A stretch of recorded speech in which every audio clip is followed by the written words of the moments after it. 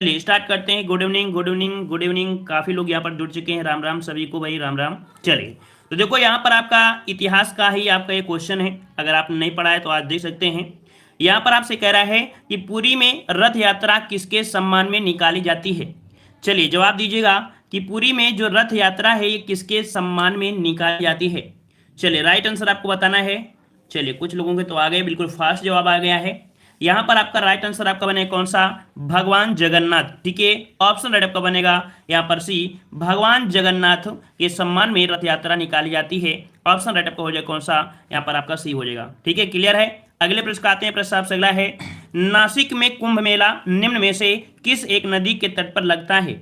नासिक में कुंभ मेला है और ये लगता है किस नदी के किनारे। जवाब दीजिएगा किस नदी के किनारे लगता है। आपने पॉलिटी में इस प्रश्न को पढ़ा होगा जो कि आपकी पिछली क्लास थी, है ना। चलिए जवाब बिल्कुल सही है। यहां पर नासिक दिया है और नासिक है तो ऑप्शन आपका डी हो जाएगा, गोदावरी नदी के तट पर लगता है। ठीक है, गोदावरी नदी के तट पर लगता है, जो कि ऑप्शन राइट आपका यहाँ पर डी सही हो जाएगा। क्लियर हुआ। अगला दिया गया है, कह रहा है कि छठवीं, देखो छठी शताब्दी में जो आपकी दशा थे, कह रहा है उज्जैन का प्राचीन काल में नाम क्या था। उज्जैन का प्राचीन काल में जो नाम था ये नाम क्या था। यहां पर जवाब दीजिए कि उज्जैन का प्राचीन काल में नाम क्या था। यहां पर 23 का ऑप्शन आपका जवाब दीजिएगा। सही जवाब कौन सा बनेगा? याद रखिएगा ऑप्शन राइट आपका बनेगा यहां पर अवंतिका। याद रखिए उज्जैन का प्राचीन नाम जो आपका था क्या था, तो अवंतिका था। इसका राइट आंसर आपका बनेगा यहां पर आपका सी नंबर। ठीक है, चलिए अगले प्रश्न आते हैं। प्रश्न आपसे अगला है, पाटिलपुत्र के संस्थापक कौन थे।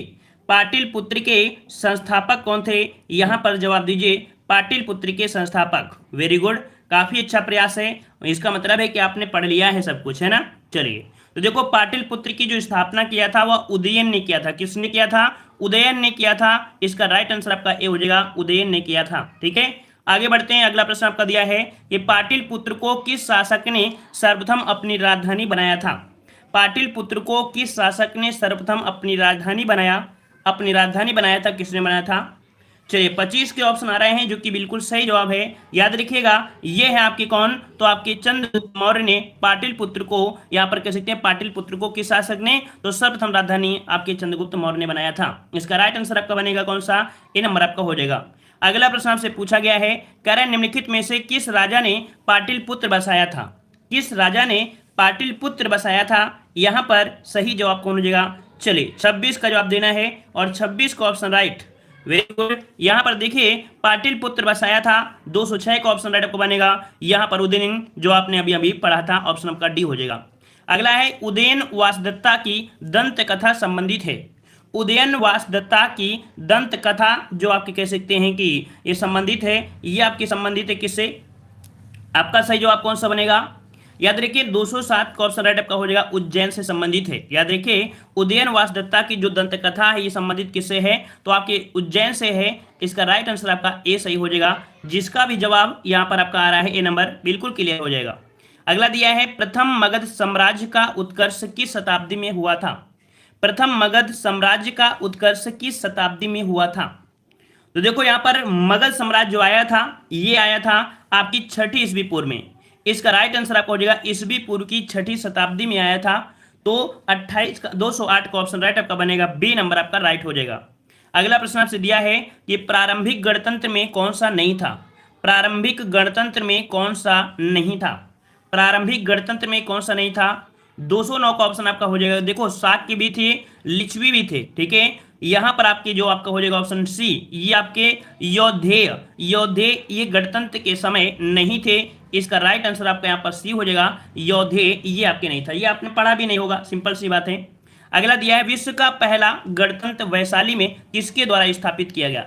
ये क्वेश्चन हमने आपको पढ़ाया भी है कि विश्व का पहला गणतंत्र जो कि वैशाली में किसके द्वारा स्थापित किया गया। वैशाली, तो वैशाली यहाँ पर आपका जवाब हो जाएगा ऑप्शन डी, लिच्छवी। इसका जवाब हो जाएगा कि वैशाली में किसके द्वारा स्थापित किया, तो लिच्छवी के ऑप्शन आपका डी सही हो जाएगा।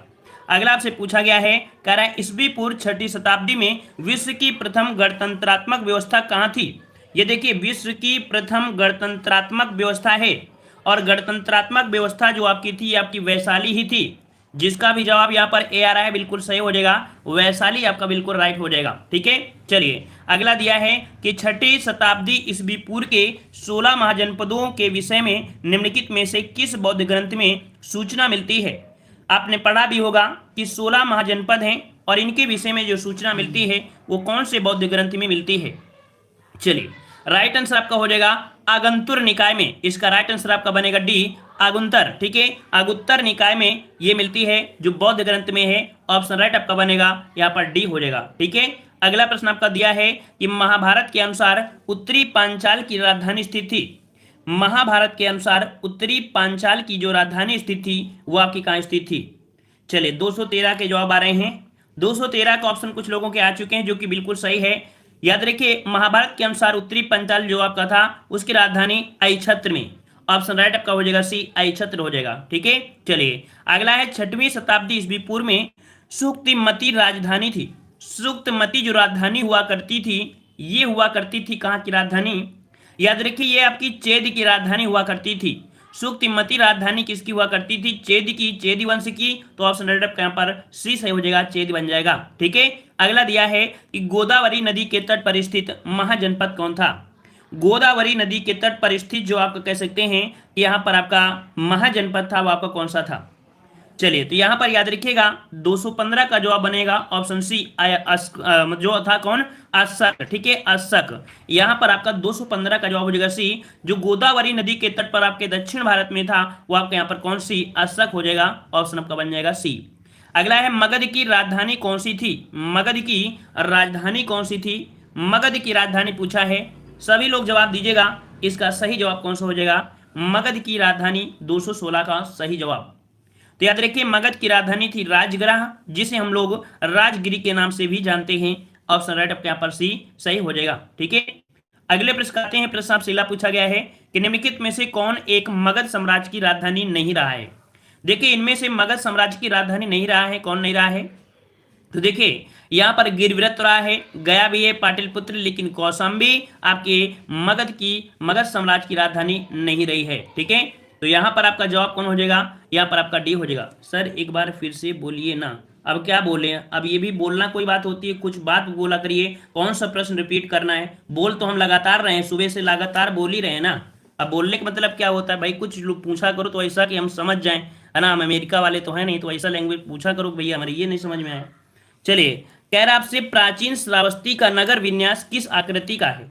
देखो कह रहा है प्राचीन जो श्रावस्ती था इसका जो नगर विन्यास था, ये जो आकृति में बना हुआ था वो किस प्रकार में बना था। श्रावस्ती याद रखिएगा, इसका राइट आंसर आपका बनेगा बी नंबर, अर्धचंद्राकार था। ठीक है, इसका डिजाइन कैसा था, तो अर्धचंद्राकार था, ऑप्शन आपका बी राइट हो जाएगा। ठीक है, चलिए अगले प्रश्न आते हैं। प्रश्न आपसे अगला पूछा गया है, कह रहा मगध के किस प्रारंभिक शासक ने राज्यरोहण के लिए अपने पिता की हत्या की एवं स्वयं इसी कारणवश अपने पुत्र द्वारा मारा भी गया। ये भी प्रश्न आपने पढ़ा भी होगा। यहाँ पर स्टार्टिंग हो गई थी आपके पितृहंता वंश की, अपने पिता की यहाँ पर कह सकते हैं हत्या करके स्वयं शासक बनने लगे थे, है ना, इसीलिए इस वंश को पितृहंता वंश भी कहा जाता है।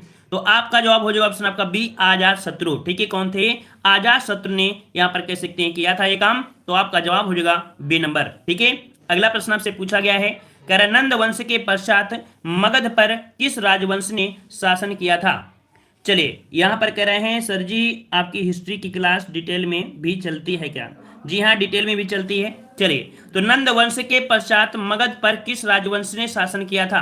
तो देखो नंद वंश जब खत्म हुआ था, घनानंद खत्म हुआ, और घनानंद खत्म होने के बाद क्या आया था, मौर्य ने ही तो कह सकते हैं उसे हराया था, है ना। तो आपका जवाब हो जाएगा ए नंबर हो जाएगा, मौर्य हो जाएगा। ठीक है, अगला दिया है कि गौतम बुद्ध के समय का प्रसिद्ध वैद्य जीवक किसके दरबार में संबंधित था। देखो गौतम बुद्ध के समय एक राज वैद्य थे जीवक, जो बहुत प्रसिद्ध थे, जो कि गौतम बुद्ध की यहाँ पर इलाज के लिए भी भेजा गया था। तो यहाँ पर जीवक जो थे किसके दरबार से संबंधित थे, तो यहाँ पर आपका राइट आंसर आपका हो जाएगा कौन सा, सही जवाब 221 का ऑप्शन आपका बनेगा। वेरी गुड, काफी अच्छा प्रयास है आपका। ए नंबर हो जाएगा बिंबसार। ठीक है, बिंबसार हो जाएगा। कौन से चैनल पर है सर जी, अरे इसी में पढ़ाते हैं। चलिए अगला प्रश्न आपका दिया है यूनानी आक्रमण। यूनानी आक्रमण दिया गया है, कह रहे सिकंदर के हमले के समय उत्तर भारत पर निम्नलिखित राजवंशों में से किस एक का शासन था। सिकंदर ने जब भारत पर आक्रमण किया था उस समय भारत पर किस वंश का यहां पर कह सकते हैं विस्तार था, या कौन सा राजवंश था इस समय? चलिए, तो यहां पर आपका जवाब हो जाएगा कौन सा? नंदवंश, मौर्य, शुंग या कंडव। आपका जवाब बिल्कुल सही हो जाएगा, नंद वंश थे। यहां पर आपके घनानंद का शासन चल रहा था। ठीक है, तो ऑप्शन राइट यहां पर ए सही हो जाएगा। अगला आपसे यहां पर पूछा गया है, निम्न में से मगध का कौन सा राजा सिकंदर महान के समकालीन था? देखिए, सिकंदर महान के समय जो मगध का राजा था वो आपका कौन सा था? मगध का राजा कौन सा? तो अभी हमने बताया ये था घनानंद। ऑप्शन आपका बी हो जाएगा, घनानंद राजा सिकंदर महान के समकालीन थे। ये सभी क्वेश्चन आपके पूछे गए हैं और देख सकते हैं कि ये क्वेश्चन इस प्रकार से हैं जो हमेशा आपके पूछे ही जाते हैं। ठीक है, अगला साम्राज्य है मौर्य साम्राज्य। कह रहा है प्रथम भारतीय साम्राज्य स्थापित किया गया था। प्रथम भारतीय साम्राज्य स्थापित किया, यह किसने स्थापित किया था? चलिए, यहां पर जवाब देना है, प्रथम भारतीय साम्राज्य स्थापित करने वाला ये आपका कौन सा था? राइट आंसर आपका बनेगा यहां पर सी, चंद्रगुप्त मौर्य के द्वारा। ये भी प्रश्न आपका बहुत बार पूछा गया है।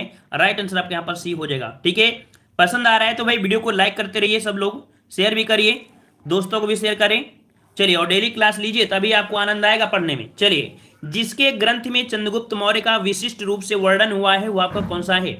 मतलब चंद्रगुप्त के बारे में पूरी तरीके से उसके बारे में बताया गया है, और ये बताया गया है किसमें? ये ग्रंथ कौन सा है? इस ग्रंथ का नाम है विशाखा दत्त। ठीक है, ऑप्शन सी हो जाएगा, विशाखा दत्त में यहां पर बताया गया है जो कि चंद्रगुप्त मौर्य के बारे में। ऑप्शन राइट आपके यहां पर सी सही हो जाएगा। ठीक है, अगला आपसे पूछा गया है, कह रहा है सैंड्रो कोट्स ने चंद्रगुप्त मौर्य की पहचान किसने की थी?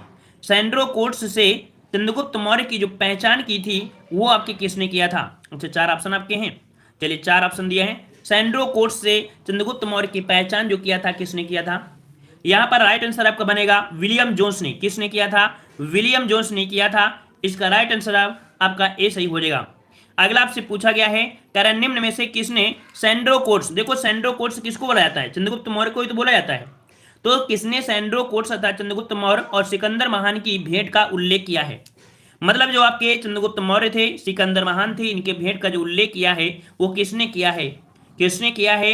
यहां पर राइट आंसर आपका बनेगा, सही जवाब हो जाएगा बी नंबर, आपके जस्टिन ने किया है। थोड़ा सा ही कठिन हो सकता है। इसका राइट आंसर आपका बनेगा बी, जस्टिन ने किया है। 227 का ऑप्शन आपका बी हो जाएगा।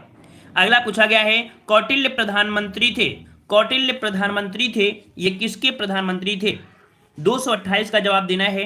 कौटिल्य प्रधानमंत्री थे, ये किसके प्रधानमंत्री थे? कौटिल्य को यहां पर देख सकते हैं चाणक्य, जो कि आपका जवाब बिल्कुल सही आ रहा है, चंद्रगुप्त मौर्य के थे। ठीक है, अगर हम आपसे पूछे कि चंद्रगुप्त मौर्य के जो गुरु थे वो आपके कौन थे? चंद्रगुप्त मौर्य के गुरु थे, तो क्या आप जवाब दोगे? ये भी जवाब दोगे, कौटिल्य को ही दोगे। ये प्रधानमंत्री के साथ साथ इनके क्या थे? गुरु भी थे। ठीक है, इन्हीं की वजह से कहीं ना कहीं देखा जाए तो ये भारत के साम्राज्य इतना बड़ा खड़ा कर पाए थे। अगले प्रश्न आते हैं, चाणक्य अपने बचपन में किस नाम से जाने जाते थे? चाणक्य अपने बचपन में किस नाम से जाने जाते थे? यहां पर सही जवाब कौन सा बनेगा? चलिए, 229 का ऑप्शन राइट आपका जवाब हो जाएगा। ये जाने जाते थे विष्णुगुप्त। ठीक है, किस नाम से? विष्णुगुप्त के नाम से।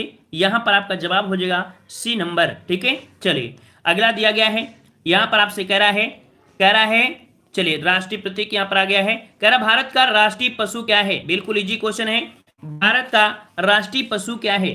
भारत का राष्ट्रीय पशु क्या है?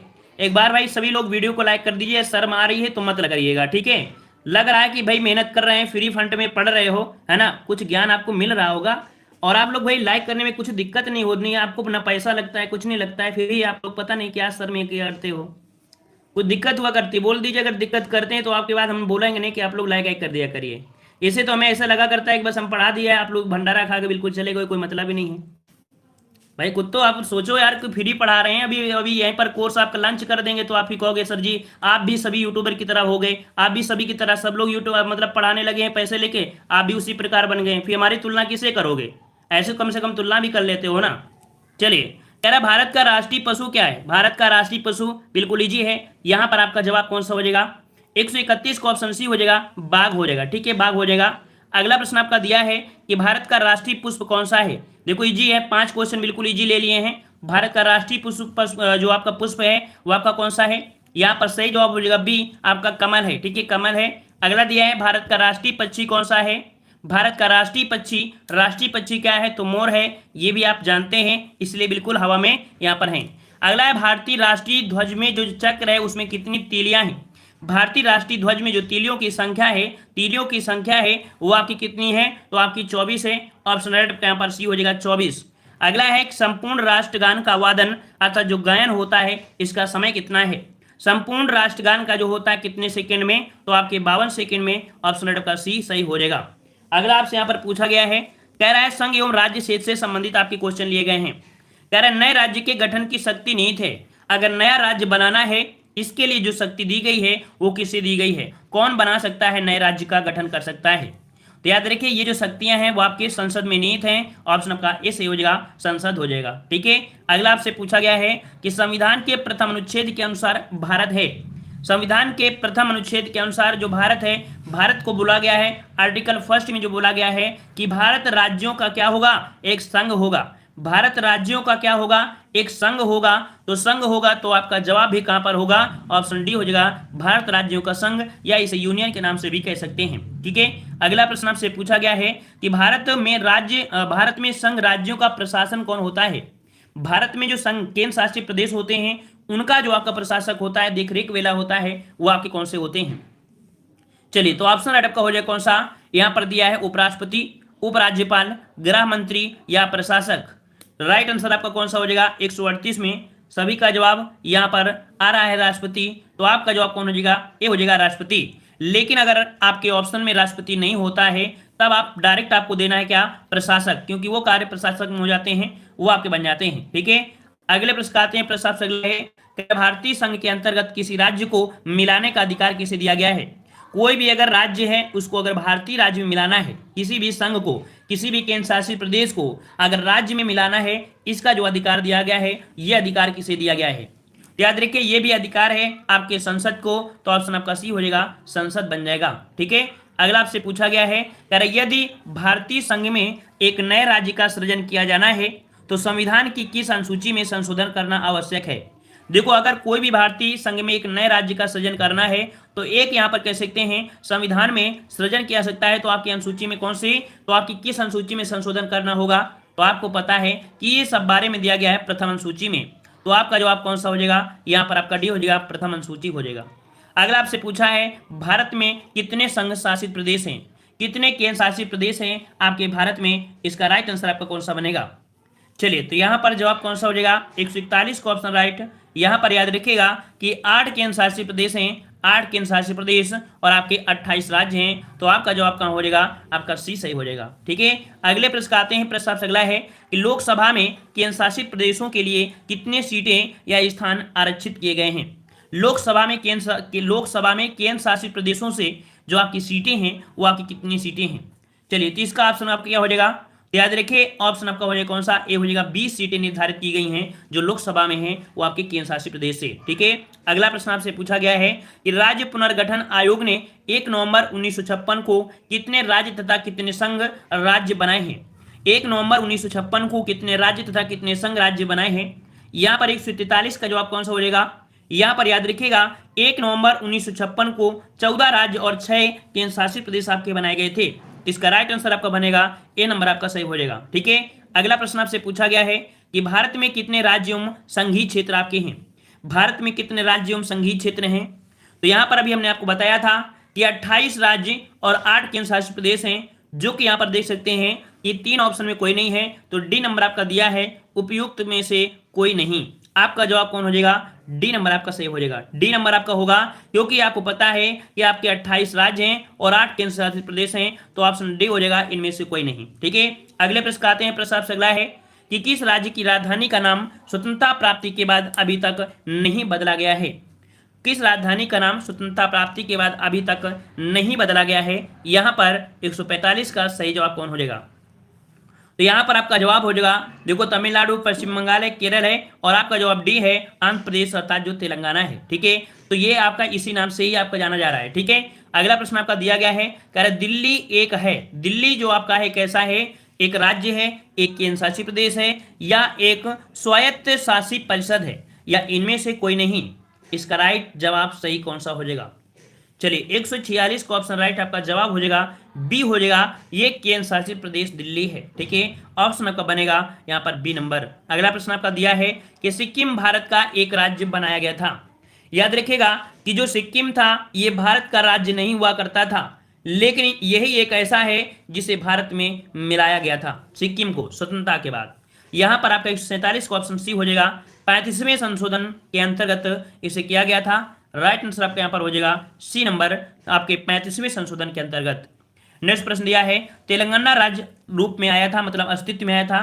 तेलंगाना जो आपका आया था वो कब आया था? तेलंगाना डेट याद रखना है, 1 नवंबर, 9 नवंबर, 10 नवंबर या 2 जून। राइट आंसर आपका कौन सा हो जाएगा? कौन से ऑप्शन को लॉक कर दें? तो याद रखिएगा इसका राइट आंसर आपका कौन सा हो जाएगा? तेलंगाना दिया है। चलिए यहां पर 148 के देखते हैं किसका जवाब यहां पर।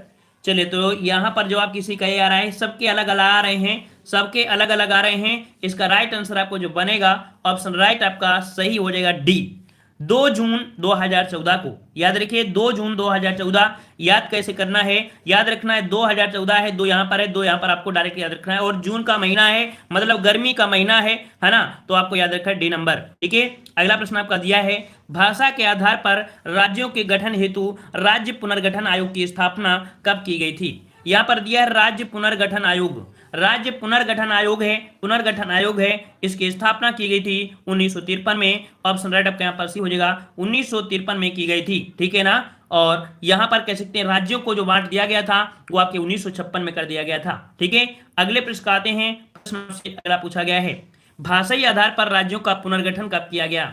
भाषाई आधार पर राज्यों का पुनर्गठन जो किया गया ये कब किया गया? यहां पर आपका सही जवाब हो जाएगा 1956, बिल्कुल आपका सही जवाब हो जाएगा 1956। ठीक है, चलिए अगला प्रश्न आपसे पूछा गया है कि भाषाई आधार पर भारत में सर्वप्रथम किस राज्य का गठन या निर्माण किया गया था? भाषाई आधार पर यह आपका कौन सा था? तो भाषाई आधार पर आपका सर्वप्रथम आपका कौन सा? आंध्र प्रदेश था। इसका राइट आंसर आपका बनेगा डी, आंध्र प्रदेश था। ठीक है, अगले प्रश्न आते हैं। प्रश्न आपसे अगला है कि आंध्र प्रदेश एक भाषाई राज्य के रूप में कब गठित किया गया था? भाषाई राज्य के रूप में कब गठित किया गया? यहां पर देखो आपका जवाब हो जाएगा ऑप्शन राइट आपका बी, 1953 हो जाएगा।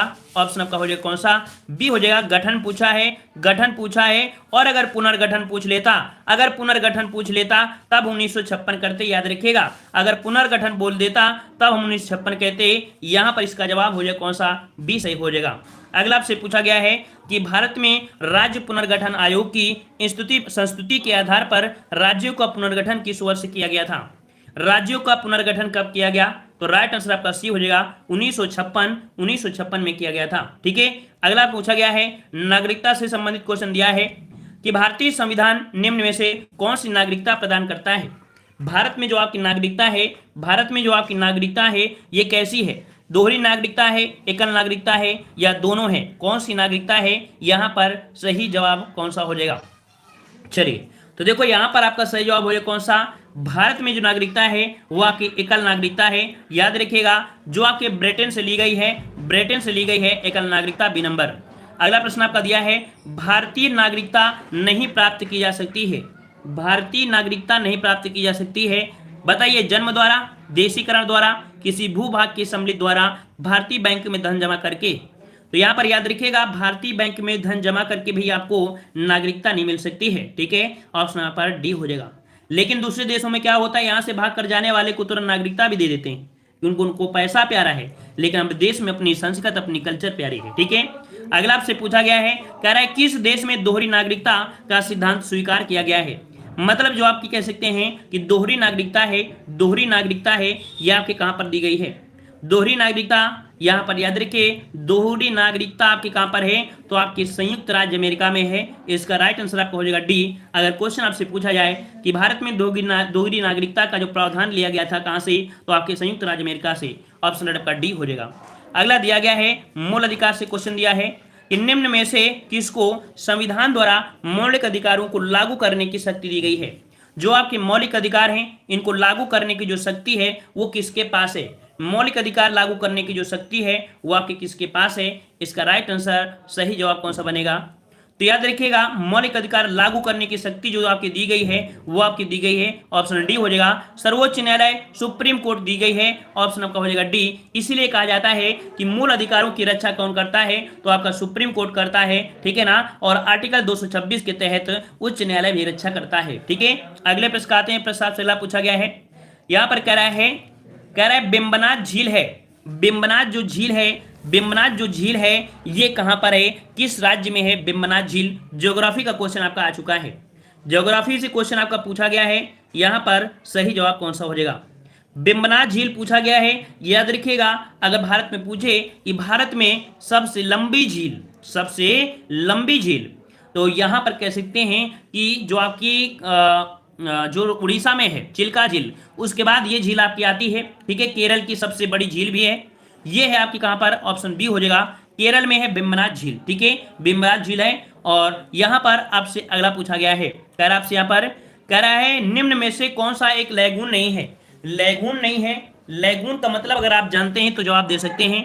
लैगून जो आपकी होती है वो समुद्र के किनारे जो समुद्र की सीमा से लगे होते हैं उन्हें लैगून झील कहते हैं, ठीक है ना। यहाँ पर 17 में देखिएगा, यहाँ पर जो आपकी अष्टमुदी है ये भी आपकी है, चिल्का झील तो आपकी ही है, और आपका दिया है पुलिकट झील है ये भी है, लेकिन पेरियार झील जो आपकी है ये लैगून झील नहीं है मेरे भाई साहब। यहाँ पर पूछा गया लैगून झील नहीं है तो आप बी क्यों लगा रहे हो, यहाँ पर पेरियार झील लगाना है, ठीक है। पेरियार झील जो आपकी है तो ऑप्शन आपका हो जाएगा कौन सा, सी हो जाएगा। पेरियार झील की अगर बात करते हैं तो ये नदी एक पेरियार नदी में जलप्रपात भी आपकी बनाती है जो कि एक कृत्रिम झील है, ठीक है। याद रखिए पेरियार जो आपकी है वो कैसी है, तो आपकी कृत्रिम झील है, याद रखिएगा, जो कि आपके कहां पर है, केरल राज्य में आपकी है, ठीक है। और यहां पर आपसे अगला पूछा गया है, कह रहा आपसे यहां पर कह रहे चिल्का झील जहां स्थित है वो आपका कौन सा है, चिल्का झील कहां पर स्थित है, चिल्का झील कहां पर स्थित है, चिल्का झील की बात किया है, यहां पर सही जवाब कौन सा हो जाएगा, चिल्का झील है आपके कहां पर, तो आपके उत्तरी सरकार उड़ीसा में है ना।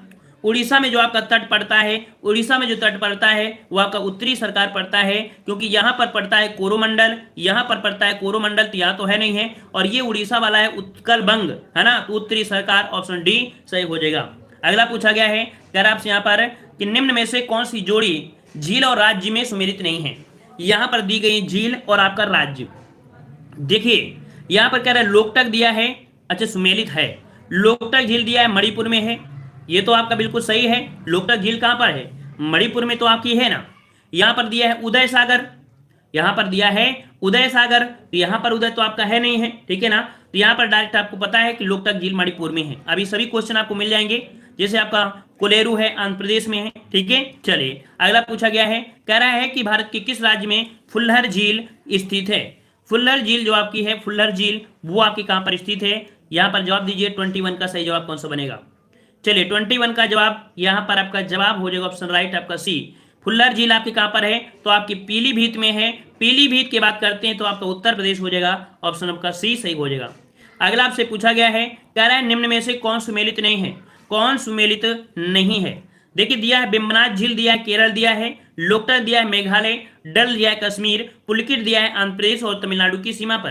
तो देखो यहां पर आपने ये सही है, ये भी सही है, ये भी सही है, लेकिन यहां पर दिया है कौन, अच्छा सॉरी बी वाली जो लोकटक झील है वो आपकी कहां पर है, मणिपुर में है, ठीक है। कहां पर है, मणिपुर में है, इसका मतलब है ऑप्शन आपका बी यहां पर गलत हो जाएगा।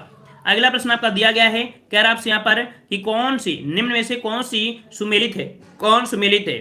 23 वाले में देखिए कौन सा सुमेलित हो जाएगा, कौन सा सुमेलित हो जाएगा।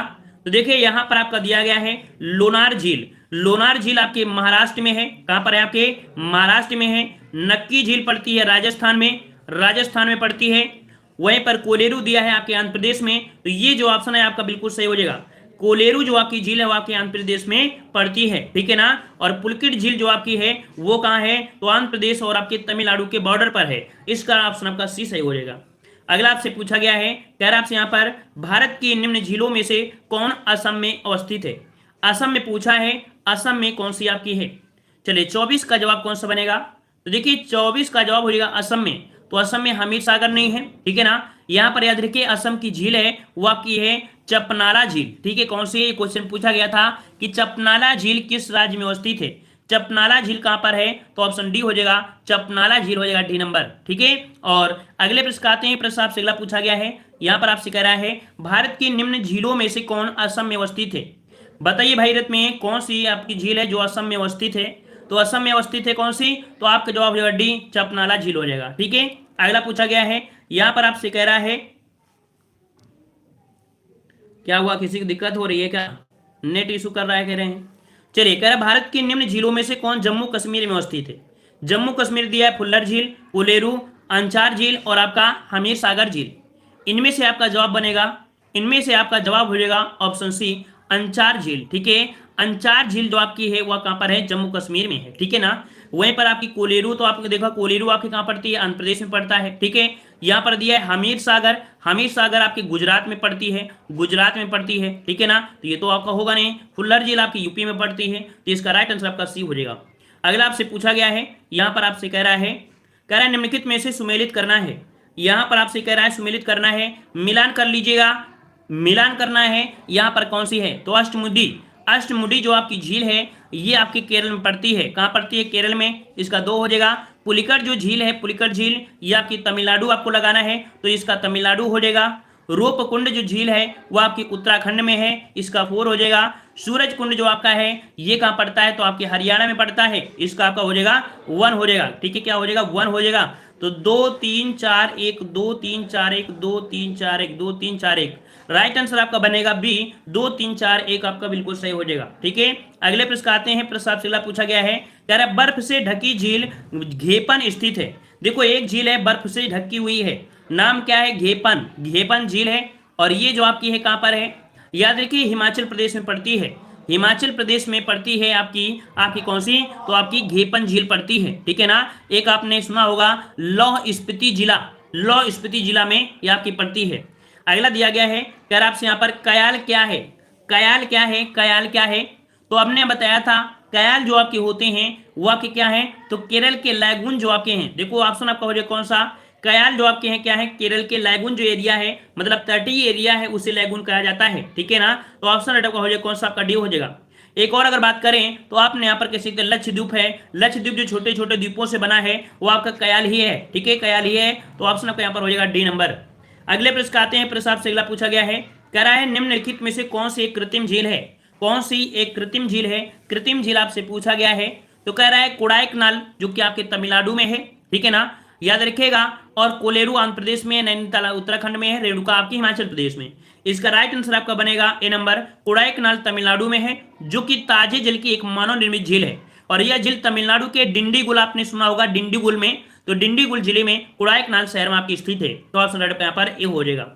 अगला आपसे यहाँ पर पूछा गया है, कह रहा आपसे यहाँ पर मानसून शब्द की व्युत्पत्ति जो हुई है वो किससे हुई है, मानसून शब्द की जो व्युत्पत्ति हुई है वो आपकी किससे हुई है।